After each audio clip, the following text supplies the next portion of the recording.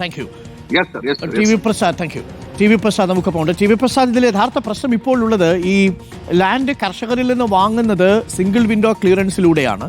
അത് നിയമപരമായാണ്, അത് അഭിഭാഷകരും സമ്മതിക്കുന്നുണ്ട്. പക്ഷേ 6 കോടി രൂപയ്ക്ക് വാങ്ങിയ ഈ BPL-ന്റെ കമ്പനി തുടങ്ങാൻ എന്ന മട്ടിൽ ആദ്യം ലീസിനാണെന്നാണ് ജഗദീഷ് കുമാർ പറയുന്നത്. പിന്നീട് അതിൻ്റെ പുറത്തുള്ള മുഴുവൻ റൈറ്റും ലാൻഡ് റൈറ്റ് ഈ BPL ഹോൾഡിങ്സിന് കിട്ടുന്നു. അതുവഴി പിന്നീട് ആ കമ്പനിക്ക് അവിടെ ഫാക്ടറി സ്ഥാപിക്കാൻ സാധിച്ചില്ലെന്നുള്ളതാണ് ആരോപണം. അതിനുശേഷം ആ പ്രോപ്പർട്ടി മറ്റ് കമ്പനികൾക്കായിട്ട് ജിൻഡാലിനും മാരുതി ഗ്രൂപ്പിനുമായിട്ട് വാങ്ങിയ 6 കോടിയുടെ ഭൂമി 313 കോടി രൂപയ്ക്ക് മറിച്ചു വിൽക്കുന്ന ലാഭമുണ്ടാക്കുന്നു എന്നുള്ളതാണ് കേസ്. അപ്പോൾ ഈ വിഷയത്തിൽ സുപ്രീം കോടതിയിൽ ഒരു PIL പോയെങ്കിലും അത് റിജക്റ്റ് ചെയ്യപ്പെട്ടു. അതൊരു രാഷ്ട്രീയമായ നീക്കമായിരുന്നു എന്നാണ് ഇപ്പോൾ ജഗദീഷ് ആരോപിക്കുന്നത്. പക്ഷേ ലോകായുക്തയിൽ ഈ കേസ് ഇപ്പോഴും തുടരുകയാണ് എന്നാണ് പറയുന്നത്. അപ്പോൾ ആ അർത്ഥത്തിൽ രാജീവ് ചന്ദ്രശേഖരന് ഒരു മറുപടി ആവശ്യമുണ്ട് അല്ലേ ടി വി പ്രസാദ്? ഉറപ്പായും അരുൺ, അത് ആ കർഷകരിൽ നിന്ന് വാങ്ങിയെടുക്കുന്ന സിസ്റ്റമോ അതൊന്നുമല്ല നമ്മൾ ഉയർത്തിക്കൊണ്ടുവന്നത്. ഇതിലെ പ്രധാന ഒരു പ്രശ്നം കർഷകരിൽ നിന്ന് ആ ഭൂമി ഏറ്റെടുക്കുന്നത് ആ സംസ്ഥാനത്തിൻ്റെ വ്യാവസായിക വളർച്ചയ്ക്ക് വേണ്ടിയാണ്. അതായത് അവിടെ ഒരുപാട് പേർക്ക് തൊഴിൽ കിട്ടും, അവിടെ പുതിയ വ്യവസായ സ്ഥാപനങ്ങൾ വരുന്നു എന്നുള്ളത് കൊണ്ടാണ്. കർണാടകയിലെയും ബാംഗ്ലൂരും ഒക്കെ പരിസരത്ത് നമ്മൾ ഒരുപാട് ഇത്തരം വ്യവസായശാലകൾ കാണുന്നുമുണ്ട്. ആ ഒരു നയത്തിൻ്റെ ഭാഗമായിട്ടാണ് അതൊക്കെ വരികയും ചെയ്തത്. കർഷകരിൽ നിന്ന് ചുളുവിലേക്കിത് സർക്കാർ ഏറ്റെടുക്കാനുള്ള കാരണവും രാജീവ് ചന്ദ്രശേഖരൻ്റെ കമ്പനി ഒന്ന് വലിയ പ്രൊഡക്ഷൻ യൂണിറ്റ് അവിടെ ഉണ്ടാക്കും എന്ന് തെറ്റിദ്ധരിച്ചുകൊണ്ടായിരുന്നു. അങ്ങനെയാണ് തുച്ഛമായ വിലക്ക് കർഷകരിൽ നിന്ന് വാങ്ങി സിംഗിൾ വിൻഡോ ക്ലിയറൻസ് സംവിധാനത്തിലൂടെ ഈ ഭൂമി ഇവർക്ക് കൈമാറുകയും ചെയ്യുന്നത്. ആ കൈമാറിയത് വരെയുള്ള ഘട്ടം എന്ന് പറയുന്നത് അത് പൂർണ്ണമായും നിയമാനുസൃതം തന്നെയാണ്. എപ്പോഴാണ് നിയമാനുസൃതമാകുന്നത്? അവിടെ വലിയ തോതിലുള്ള വ്യാവസായിക വളർച്ച ഉണ്ടാകും എന്ന് ലക്ഷ്യമിട്ടുകൊണ്ടാണ്, മാനുഫാക്ചറിംഗ് യൂണിറ്റിന് വേണ്ടിയാണ് രാജീവ് ചന്ദ്രശേഖരൻ്റെ കമ്പനിയായ BPL അവിടെ അപേക്ഷ കൊടുക്കുന്നത്. പക്ഷെ സംഭവിച്ചതോ 15 വർഷത്തിനിപ്പുറം ഒരൊറ്റ ടെലിവിഷൻ യൂണിറ്റ് പോലും നിർമ്മിക്കാത്ത, ഒരു ബാറ്ററി പോലും നിർമ്മിക്കാത്ത ഒരു സംവിധാനമായി, ഒരു തട്ടിപ്പായി അത് മാറുന്നു എന്നുള്ളതാണ്. അതായത് ഭൂമി കച്ചവടത്തിന് വേണ്ടി മാത്രം കർഷകരിൽ നിന്ന് ഭൂമി ഏറ്റെടുത്തു എന്നുള്ളതാണ്. പിന്നീട് സംഭവിച്ചതോ 6.4 കോടി രൂപയ്ക്കാണ് ഈ 175 ഏക്കർ ഭൂമി സർക്കാരിൽ നിന്ന് ഏറ്റെടുക്കുന്നത്. അത് മറിച്ച് വിൽക്കുമ്പോൾ നമുക്ക് കിട്ടിയ രേഖകൾ പ്രകാരം മാത്രം തന്നെ അരുൺ 313.9 കോടിയുണ്ട്. അഭിഭാഷകന്റെ പരാതിയിൽ അത് 500 കോടി കടക്കും എന്നാണ് പറയുന്നത്. മുഴുവൻ ഭൂമിയും വിറ്റതിന്റെ രേഖകൾ കിട്ടിയാൽ നമ്മുടെ കയ്യിൽ കിട്ടിയതനുസരിച്ച് തന്നെ അത് 313.9 കോടിയാകുന്നു.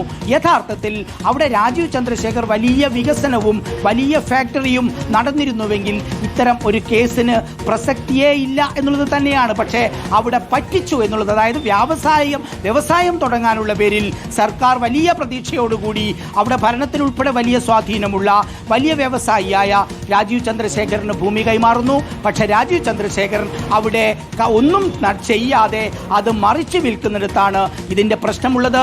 അതാണ് ഗുരുതരമായ പ്രശ്നമായി മാറുന്നത്.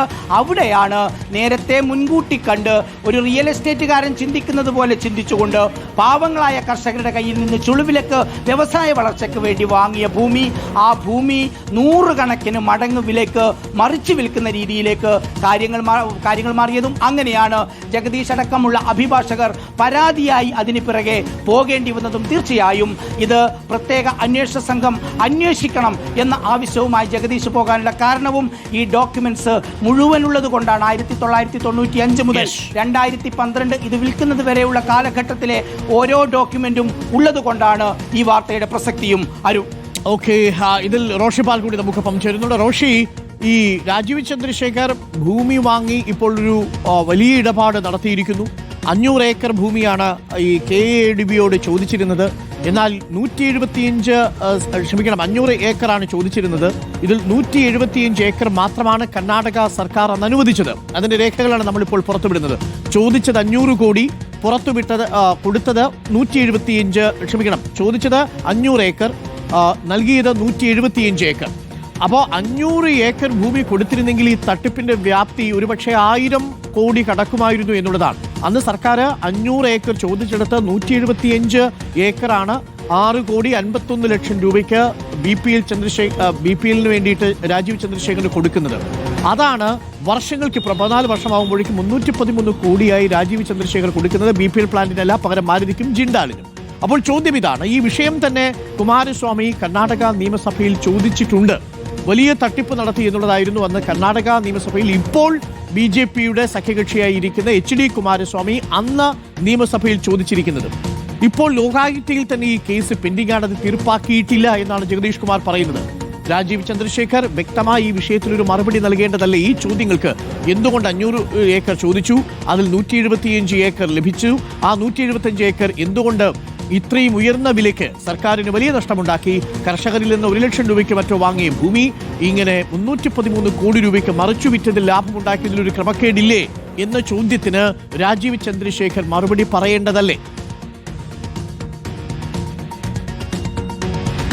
അരുൺകുമാർ, BJPയുടെ സംസ്ഥാന അധ്യക്ഷനായ രാജീവ് ചന്ദ്രശേഖറിന് ഇത്രയും ഗുരുതരമായ ആരോപണങ്ങൾ ഉയരുമ്പോൾ മൗനമാണ് മറുപടി. കാരണം കൃത്യമായ ഉത്തരം പറയാൻ രാജീവ് ചന്ദ്രശേഖറിന് സാധിക്കുന്നില്ല. കാരണം തെളിവുകൾ ഒന്നൊന്നായി പുറത്തു വരികയാണ്. നീലമംഗലത്ത് നടന്ന ഈ ഭൂമി കുംഭകോണത്തിന്റെ ഏറ്റവും സുപ്രധാനമായ തെളിവുകളാണ് ഇന്ന് റിപ്പോർട്ടർ പുറത്തുവിട്ടത്. കാരണം അന്ന് കർണാടക ഇൻഡസ്ട്രിയൽ ഏരിയ ഡെവലപ്മെന്റ് ബോർഡിൽ നിന്നും 500 ഏക്കർ ഭൂമി കൈവശപ്പെടുത്താനുള്ള നീക്കം നടത്തി.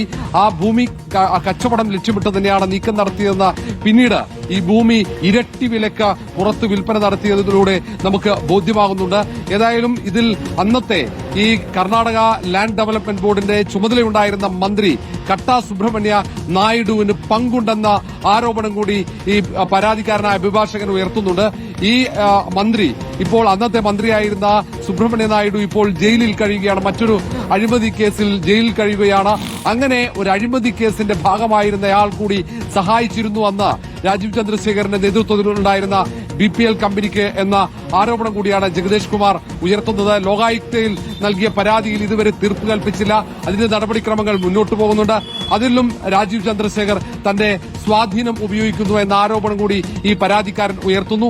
എന്തുകൊണ്ടാണ് രാജീവ് ചന്ദ്രശേഖർ ഇത്രയും ഗുരുതരമായ ഭൂമി തട്ടിപ്പിന്റെ ഭൂമി കുംഭകോണത്തിന്റെ തെളിവുകൾ പുറത്തു വരുമ്പോഴും വസ്തുതാപരമായി വിശദീകരണത്തിന് തയ്യാറാകാത്തത്? സംസ്ഥാനത്തെ BJP ഒന്നാകെ പ്രതിരോധത്തിലാകുന്ന തരത്തിലുള്ള തട്ടിപ്പിന്റെ വിവരങ്ങൾ പുറത്തുവരുന്നു. തദ്ദേശ തെരഞ്ഞെടുപ്പിന് തയ്യാറെടുക്കുന്ന BJPക്ക് ഇപ്പോൾ ഇതെങ്ങനെ പ്രതിരോധിക്കും എന്നറിയാതെ അവർ നേതൃത്വമാകെ കുഴങ്ങുന്ന സാഹചര്യമാണ്. ഇന്നലെ അടിയന്തരമായ യോഗം ചേർന്നെങ്കിലും എങ്ങനെ പ്രതിരോധിക്കണം എന്നതിനെക്കുറിച്ച് കൃത്യമായ ഒരു വിശദീകരണം നൽകാൻ രാജീവ് ചന്ദ്രശേഖറും യോഗത്തിൽ തയ്യാറായിട്ടില്ല.